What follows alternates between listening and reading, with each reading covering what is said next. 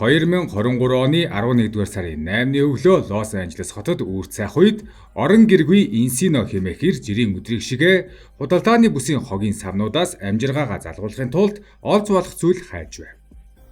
Гэтэл гинэд хар өнгийн хүндхэн торон ууд түүний анхаарлыг татав. Уутнаас бараан улаан өнгийн шингэн гоожиж дотроо ердийн хог шиг хатуу биш зөөлөн нэлцгай зүйл мэдрэгдэв. Тэр айсан ч гаран жижирсээр уутны нэг өнцгийг ураад харахад нүдэнд нь харагдсан зүйл түүнээс ч бүр цочирдвол. Уут дотор толгоогүй мөчхүй эмэгтэй хүний бие хөвдөж байлаа. Цус нь хэдийн харлан нүжирсэн байв. Удалгүй цагдаа нар ирэхэд энэ хэрцгий хэрэг хятад болоод Америкийн нэгдсэн улсыг дөргиосон аимшигтай гэр бүлийн хядлагын хэрэг болон дэгдэхийг төсөөлөөгүй. Харин гэмт хэрэгтэн бол дэлхийн хэмжээний Холливуудын агентийн хүү өв залгамжлагч Самуэль Хаскел байлаа. Үүнээс жимэгнэлтэй нь 2025 оны 7 дугаар сарын 14-нд шүүх хурал эхлэхийн өмнөхөн Хаскел шоронд аймаа хорлсон талаар мэдээлэгдэв. Ард нь 3 холимог цустай бяцхан хүүхдүүд үлдсэн. Алуурчин амиа хорлсон учраас яагаад эхнэр болон хадам ээж хадам аавыгаа хөнөөсөн шалтгааныг хэн ч хизээч мэдэхгүй. Хариулт нь нууц хэвээр үлдсэн юм. Яндан хотын Игэлжирийн охин Лимэй энэ түүхийн гол дүр. Тэр 1986 онд төрсөн бөгөөд багасаа л ойлгомжтой, зоригтой, хатуу зан чанартай өсжээ. Шантралгүй хөдөлмөрлсөний хүчинд дотоодын их сургуульд илсэн орсон бөгөөд 2007 онд Калифорнийн их сургуулийн Нортридж кампусын магистрийн хөтөлбөрт тэнцсэн байна. Охиноо гадаадд сурах мөрөөдлийг нь биелүүлэхэд нь туслахын тулд түүний эцэг Ли Гаошан нэг барай зарж сургуулийн болон амжиргааны зардлыг бүрдүүлв. Америкийн нэгдсэн улсад ирсний дараа Лимэй орлогоо нэмэгдүүлэхийн тулд хятад ресторанд хууль бусаар ажиллаж давхар нэгтлэн бодох чиглэлээр шаргуул суралцдаг байв. Түүнийг таньдаг бүгд түүний хөдөлмөрч чадварлаг занг магтдаг байлаа. Сурч байх хугацаанд тэр өөрөөсөө 2 насаар дүү Хаскелтэй танилцжээ. Царайлаг хөгжилтэй зан ааштай энэ Америк залуу Лимэйгийн сэтгэлийг маш хурдан татсан юм. Гэвч тэр үед Лимэй энэ гялалзсан хөгжилтэй чинэлэг айлын хүмэд харагдах залуу 18 наснда хар тамхинд донтсон мөн 2008 онд үхэлд хүргэж болзошгүй зэвсэг ашиглан хүний гэмтээсэн хэрэгээр 3 жилийн тэнцэн харгацах ял авсан гэдгийг огт мэдээгүй. Хаскел эдгээр харанхуй түүхээ эхнээс нь зориуд нууж байсан юм. 2010 оны зун бибинэ ердөө 3 сар мэддэг байсан 2 хүн гинэд хурмаа хийв. Янзтай хурм байгаагүй, сүйт бэлэгч байсангүй. Бүр хоорондоо гэр бүлийнхэн талаарх сайн мэдлэг байхгүй. Лимэйгийн цорын ганц зорилго бол Америкийн нэгдсэн улсын гэр бүлийн виз авч Америкт сууршиж карьераа бүтээх байлаа. Харин бүсгүй гэрэлснийхээ дараа мэрэгжлийн мэдлэгээ ашиглан нөхрийнхөө нэрээр хятад оюутнуудад Америкийн их сургуульд эсэгтэн тусалдаг боловсролын зөвлөх компанийг байгуулжээ. Харин Хаскел Холливуудын эрх дураараа өссөн хүү тул хизээж тогтвортой ажил хийж үзээгүй. Түүний эцэг Уильям Моррис телевизийн салбарын захирлаар ажиллаж, Жорж Клуни, Долли Партон зэрэг супер оддыг төлөөлдөг байсан нэг. Дараа нь өөрийн продакшн компанийг байгуулж, Эмигийн шагналыг хүртсэн бөгөөд гэр бүлийн хөрөнгө ойролцоогоор $80 сая хүрсэн байв.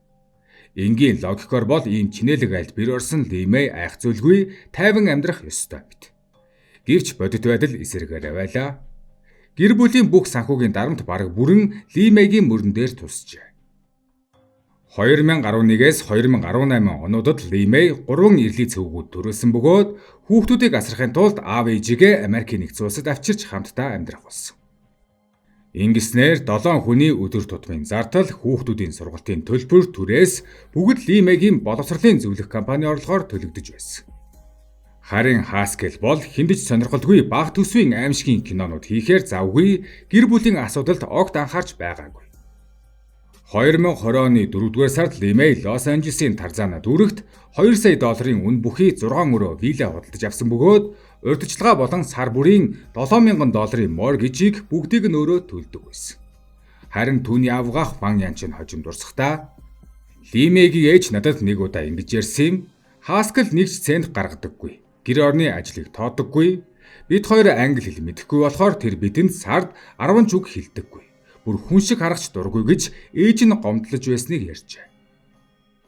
Хүүхдүүд томрох тусам гэр бүлийн санхүүгийн ачаалал улам нэмэгдсэн, цаар тахалж дэлхийд даяар дэгдэв. Америкийн нэгдсэн улсад сурах хятад оюутнуудын тоо огцон буурч, гадаадд суралцуулах зөвлөхийн зах зээл ширүүн өрсөлдөөнтэй болж, Лимегийн компани жилийн орлого $63 мянган хүртэл унсан нь 7 хүний зардлыг даахад үнэхээр хүрэлцэхгүй байсан.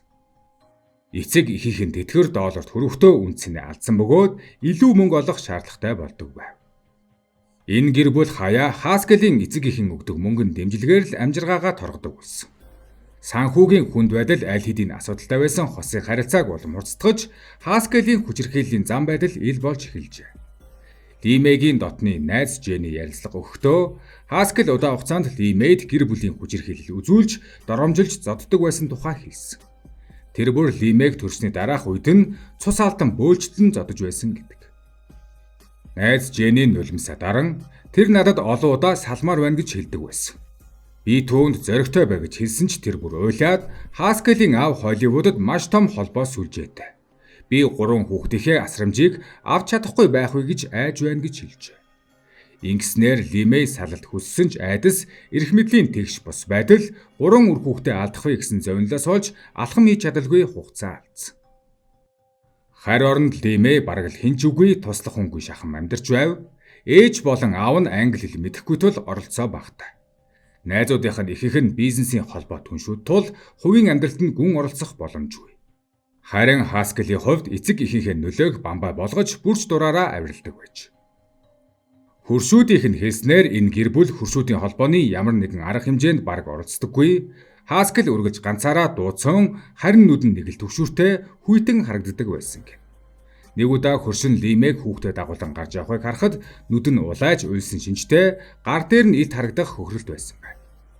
Юу болсон талаар асуухад Лимей зүгээр л нэмсэглэн юунд ч юм цогцгсон хэмээн хэлжээ. Үүнээс цаашлаад Хаскел гэрэлсэн байхдаа 27 настай эмэгтэйтэй хайр сэтгэлийн холбоотой байсан нь мөрдөн шалгалтаар ил болсон. Цагдаагийн тайланд дурдаснаар 2023 оны 10 дугаар сард Хаскел нууц амрагтаа хүүхдүүд тунгуудахгүй өвөө эмээтэйгээ хамт амьдрах болно гэж хэлээд 11 дугаар сарын 28-нд өөртөө нэг чигийн Японы нислэг захиалж амрагтаа 2 талын билет худалдаж авсан байна. Тэр бүсгүйтэй хамт оргож зогтох төлөвлөгөөтэй байсан бололтой. Түүнийг баримтлах үед цагдаа нар машиныхаа салон дотроос Хаскелийн өөрийнх нь Лимейгийнх мөн 3 хүүхдийнх нь паспорт бүгдийг олсон. Тэр хүүхдүүд авч зугтахыг завдсан уу, эсвэл тэднийг бүр мөсөн хаяж оргох гэж байсан уу хэн ч мэдэхгүй. Эцэст нь 2023 оны 11 дугаар сарын 6-нд Хаскел эцэст нь жинхэнэ нүр царайгаа илчилжээ. Тэр гэртээ зэвсэг ашиглан Лимег хэрцгийгээр хөнөөж, дараа нь түүнийг зогсоох гэж оролцсон хадам ээж Ван Янсян эцэг Ли Гаошаа нарыг мөн алсан байна. Гэмт хэргийн уул мөрийг дарахын тулд цахилгаан хөрөө хутга зэрэг багаж ашиглан цогцсыг тасчлан хэд хэдэн хар өнгийн хогны утанд хийсэн. Маргааш нь Хаскел $500 амлан 4 Мексикийн харалсан ажилчдыг хөсөлж гэрт нь чулуутай хог байгаа тул зөөж өгөхийг хүссэн байна. Гэвч ажилчид уутнууд хэвийн бус бас улаан шингэн гоожж байгааг анзаарсан. Нэг нь сониуч зангаар нэг уутны амсрыг баг зэрэг онгойлгоход хүний цус мах харагдсан тул тэд цочирдож мөнгийг нь буцааж өгөөд уутыг буцааж идэж цагдаад утсан. Гэвч цагдаа нар ирэхэд цогцсны уутнуудад байсан зүйлс аль хэдийн байхгүй байлаа. Хаскел тэднийг ашиглан төр зур цаг хожиж уутнуудаа зайлуулсан байлаа. Тэр орой ажиглалтын камерууд аимшигтай дүр зураг бичиж авсан байдаг. Хаскел Лимегийн машиныг унаж цогцсны хэсгүүдийг 2 өөр хогийн зэгт аваачин биед нь хамаарах эргэнтэнтэй уутнуудыг хогийн савлоо шидэж байгаа нь тодорхой харагдана. Дараа өглөө орон гэргүйр Лимегийн их биеийг олсон нь энэ аимшигтай гэр бүлийн хядлагын хэрэг ил болсон юм. Цагдаа нар камерын бичлэгээр Хаскелийг удалгүй илрүүлж баривчилсан бөгөөд гэр болон түрээсийн машинаас нь цустай дав, цахилгаан хөрөө, алмазан эртэй хөрөө, армийн гутаг, гарбуу 32 ширхэг сум олжээ. ДНХ-гийн шинжилгээгээр эдгээр зэвсэг дээрх цус Лимей болоод түүний аав ээж нарийнх болох нь батлагдав. Харамсалтай нь Лимегийн толгой болоод мөчүүд мөн 2 настай ахмад хүмүүстэй холбоотой бүхэл бүтэн цогцыг одоо хүртэл олж чадаагүй. 2023 оны 11 дугаар сарын 8-нд үдийн үеэр цагдаа нар Хаскелийг түрээсэлсэн байрнаас нь баривчлалаа. Нүдэн дээр илт нотлох баримтууд байсаар атал тэр бурууга хүлээхээс татгалзаж шүүх ажиллагааг сунжруулахын тулд өмгөөлөгчөө дахин сольсон байна. 2024 оны 1-р сарын 12-нд болсон 2 дахь шүүх хурал дээр тэр дотор цамцгүй амиа хорлохоос хамгаалах тусгай хувцас өмссөн байсан бөгөөд 3 мөрдөгдөж буй хүн амны хэрэг дээр бараг юу ч хэлэлгүй, бараг ямар ч хамгаалалт үзүүлсэнгүй. Бүгдийн ёс суртахуун ба ёрын муугийн тулаан эцэст нь шүүхийн танхимд дуусгана гэж бодож байсан. Гэвч 2025 оны 7-р сарын 14-нд шүүх хурал эхлэхээс 2 хоногийн өмнө Haskell Лос Анжелесийн Twin Towers баримтлах төвд амиа хорлож 37 наснда амьдралаа төгсгөв. Түүний үхлээр энэ амьшигт гэр бүлийн хядлагын хэргийн чухам үнэн ор мөргүй алга болсон. Яагаад тэр ихнэр хадам ээж хадам аавыгаа ингэж хэрцгийгээр хөнөөсөн бэ? Салалтын маргаан уу эсвэл нууц амрагтайгаа зүгтах төлөвлөгөө юу? Мөн үлдсэн 2 хүний цогцсыг хаана нуусан бэ? Эдгээр асуултын хариулт хизээж олдохгүй. Лимегийн гэр бүлийн хувьд Haskell-ийн амиа хорлолт бол зүгээр нэг үхэл биш. Бас нэг төрлийн зүгтэлт байв. Бүсгүйн авгаах Ван Янчан ярилцлага өгөхдөө хоолойн зангирч тэр 3 хүн алчхаад нэгэн гэр бүлийг үрд үгүй хийчгээд одоо өөрөө амьдралаас оргоод алга боллоо. Харин бид эндүүлдээд энэ зовлонгоо насан туршдаа үрж амьдрах боллоо гэжээ. Хэргийн дараа 12, 8, 6 настай 3 хүү Лос Анжелесийн тойргийн хүүхэд гэр бүлийн хамгааллын газрын түр асрамжинд шилжүүлэгдсэн. Удаан үргэлжилсэн хэлэлцээ шүүх ажиллагааны дараа хүүхдүүдийн асран хамгаалах эрхийг эцэст нь Лимегийн авгаах Ван Янчанд олгохоор шийдвэрлэв. Haskell амиа хорсны дараа Лимегийн авгаах Ван Янчан 3 хүүгийн асран хамгаалах эрхийг авахын тулд Лос Анжелесийн шүүхэд хүсэлт гаргасан бөгөөд шүүх эцэст нь хүүхдүүдийг түүний асрамжинд өгөхөөр шийдвэрлсэн байдаг. Өдгөө Ван Янчан өдөр тутмын амжиргаагаа залгуулахын тулд янз бүрийн ажил хийж 3 дүүгээ асарч байна. Тэрээр хэлэхдээ би хүүхдүүдийг заавал хятад хэл сургана. Үндэснийхээ язгуурыг мэддэг болгоно. Мөн тэднийг тогтвортой, аюулгүй орчинд өсгөхийн төлөө бүхнийг хийн хэмээн ярьжээ. Гэвч бодит байдал хатуу эдгээр 3 хүүхэд аав ээж өвөө эмээгээ үрд алдсан. Тэдний бага наснд учирсан шарах, айдас, хүнд дурсамжууд насан туршид сүйдэрмэд дагах магадлалтай. Энэхүү эмгэнэлтэй гэр бүлийн дүүхэнд амьд үлдсэн цорын ганц итгэл бол талигачин авгаах Ван Янчан болон үлджээ.